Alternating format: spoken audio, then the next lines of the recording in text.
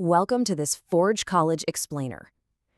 Have you ever stared at a massive complex Ethereum smart contract and thought, hey, I'll just copy-paste this over to Solana, tweak a couple lines of solidity, and, well, hope for the best? Yeah, please definitely don't do that. Today, we're diving into mapping the contract surface for porting. We're going to look at exactly why translating a monolithic EVM machine over to Solana's unique, high-speed physics requires a really solid, meticulously drafted blueprint. Let's get right into it. So why exactly do we even need to map a contract before porting? Well, to put it bluntly, diving into a migration blind is just plain dangerous. Imagine trying to rebuild a legacy mechanical engine into a high-speed electric motor using nothing but the original parts list. It's just not going to work. Moving from the Ethereum virtual machine to the Solana virtual machine isn't some simple one-to-one syntax translation. It is a fundamental architectural shift. You really need a cartographer's map to accurately translate those EVM components into Solana's parallelized account-based model. Here is our blueprint for today. First, why you need a map. Second, the 3 contract surface layers. Third, a real-world token vault example. Fourth, the 5-step workflow. And finally, the comparison table. Starting with Section 1, why you need a map in the first place to avoid migration risks. Now, you might be thinking, hey, I've got a comprehensive security and dependency audit. That's enough to get started, right? Actually, no. An audit is really just a list of ingredients. A map, on the other hand, organizes how everything connects. Without it, you risk falling into some really nasty developer traps. I'm talking about gas hotspots literally melting your architecture because you didn't account for Solana's compute unit limits, or silent Oracle failures that could quietly drain all your liquidity. A map tells you exactly what has to be preserved to keep your front ends working, what can be proxied with a compatibility shim, and what needs a totally ground-up redesign. Moving right along to Section 2, the 3 surface layers: state, entry, and external. We start by taking that incredibly intimidating smart contract and breaking it down to simplify your mental model. Organizing your schematic by state, entry points, and external interactions makes sure you don't accidentally mix up, say, an access control check with a storage layout constraint. Your state covers the shape of your persistent data, stuff like mappings and structs. Your entry points on the public functions, the APIs and their execution costs. And external interactions, that covers your dependencies on ERC20 tokens, cross-chain bridges, and off-chain data relayers. So the absolutely crucial point here, especially when we're talking about that state layer, is understanding your invariance. An invariant is basically a business rule or constraint that your code blindly assumes is always true about the data. Like, the sum of all individual user balances absolutely must equal the total supply.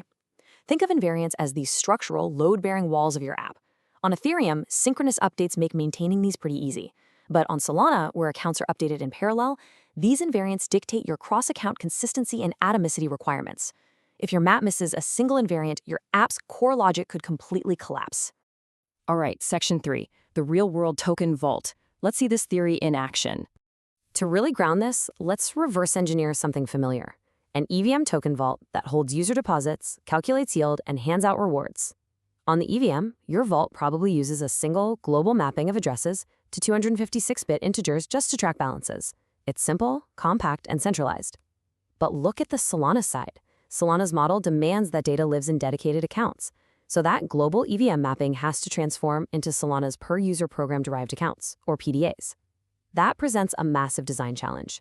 You have to ensure updates between a user's PDA and the vault's total supply happen atomically, in a single transaction, using strict instruction-level validation.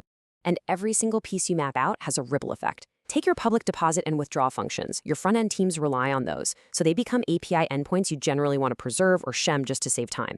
Owner-only reward rate edits, those access control patterns have to shift completely over to Solana's native signer and multi-sig model. And that price oracle, yeah, you can't just call it synchronously like you do on the EVM. You have to carefully plan for off-chain relayers or equivalent Solana oracles to make sure stale prices don't completely ruin your vault.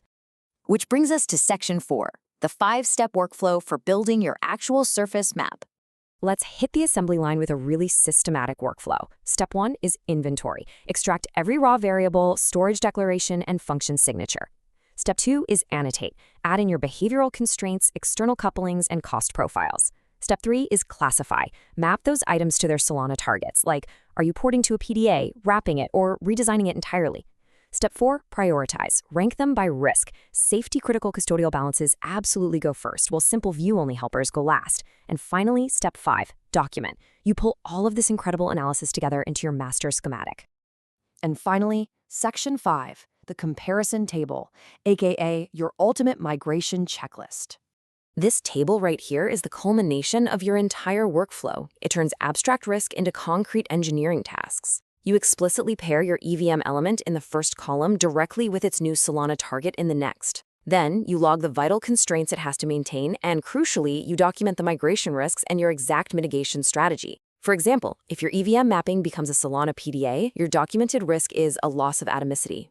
Your mitigation? Enforce instructional level updates requiring both accounts as inputs. This table is exactly what aligns your entire engineering team. If you take absolutely nothing else away from this explainer, memorize this golden rule. Preserve safety-critical invariants over exact ABI parity. Making sure the machine is safe, secure, and mathematically correct on Solana always, and I mean always, trumps trying to keep the exact same API shape just so a friend-end doesn't need updating. Correctness is king.